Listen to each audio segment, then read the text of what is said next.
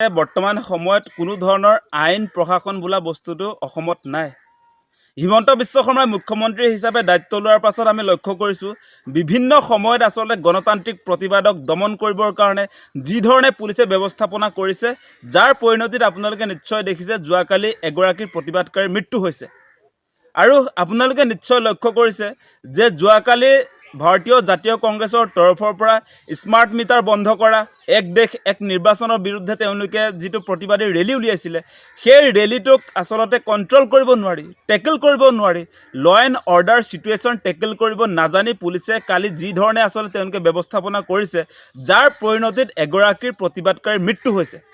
আৰু আপোনালোকে দেখিছে যে সেই প্ৰতিবাদৰ যিবিলাক ভিজুৱেলছ ৰাইজৰ মাজলৈ যিবিলাক আচলতে খবৰ বিয়পাবৰ কাৰণে, খবৰ সংগ্ৰহ কৰিবৰ কাৰণে সাংবাদিক যিবিলাকে তাত অংশগ্ৰহণ কৰিছিলে, সেই সাংবাদিকবিলাকেও আচলতে GMCHত তেওঁলোকে চিকিৎসাৰ কাৰণে ভৰ্তি হ'বলগীয়া হৈছে।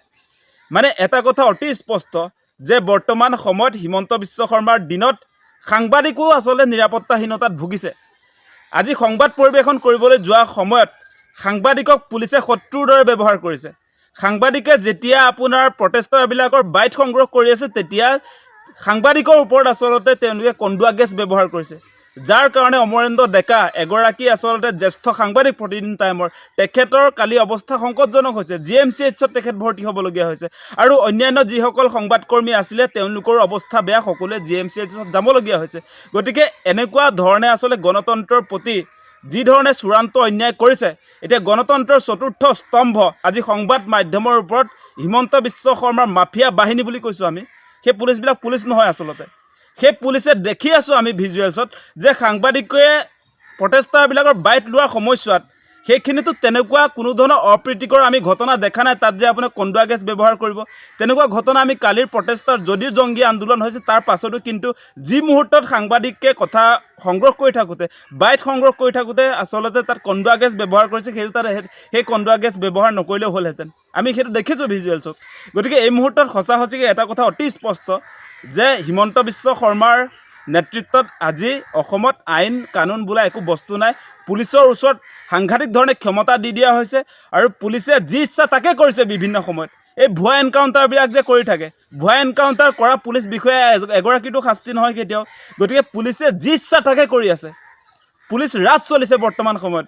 APSC হওক বা আপোনাৰ ACS হওক, সেই যিবিলাকে নতুনকৈ আচলতে চাকৰিত জইন কৰিব, তেওঁলোকেতো ভাল ভাল কথা কয়, ৰাইজক সেৱা কৰাৰ কথা কয়, আৰু সেইবিলাক মানুহে এতিয়া আপোনাৰ প্ৰটেষ্টাৰবিলাকক বা সাংবাদিকৰ ওপৰত আক্ৰমণ চলাব। দুদিন পাছত পুলিচ অফিচাৰ হ'ব, কোনোবাই কমিশ্যনাৰ হ'ব, কোনোবাই DC হ'ব, কোনোবাই আপোনাৰ চাৰ্কল অফিচাৰ হ'ব। তাৰ পাছত সাধাৰণ মানুহক সাংঘাতিক ধৰণে তেওঁলোকে আচলতে ডমিনেট কৰিব বিভিন্ন সময়ত। আমি দেখিছোঁ সাধাৰণ মানুহৰ প্ৰতি এই মানুহবিলাকৰ আচলতে দৃষ্টিভংগী বেয়া।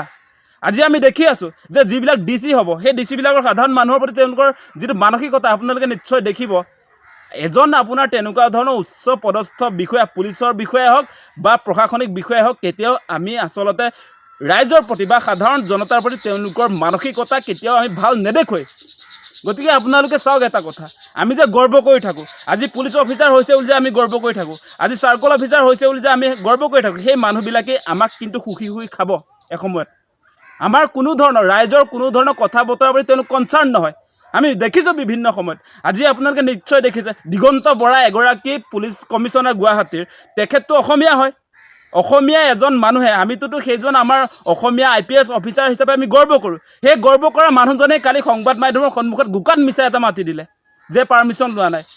আপোনাৰ গণতান্ত্ৰিকভাৱে প্ৰতিবাদ কৰাৰ যিটো কাৰ্যসূচী, সেইটোৰ ল এণ্ড অৰ্ডাৰ চিটুৱেশ্যন কণ্ট্ৰল কৰিব পৰা নাই। নিজৰ ব্যৰ্থতা ঢাকিবৰ কাৰণে এতিয়া চালে বেৰে কোবোৱা কথা দিগন্ত বৰাই কৈ আছে। এনেকুৱা ধৰণে যদি উচ্চপদস্থ বিষয়াই যদি এনেকুৱা মিছাৰ আশ্ৰয় লয়, তেনেহ'লে পুলিচক কোনে বিলিভ কৰিব, কোনে বিশ্বাস কৰিব? পুলিচ বৰ্তমান সময়ত বিশ্বাসী হৈ থকা নাই, সেই কথাটো অতি স্পষ্ট। আৰু পুলিচবিলাকৰ অলপমান মগজুটো ভাল হয়নে নহয় বাৰু? সাংবাদিকৰ ওপৰত যে তেওঁলোকে আক্ৰমণ কৰিলে, আমিতো দেখি আছোঁ ন।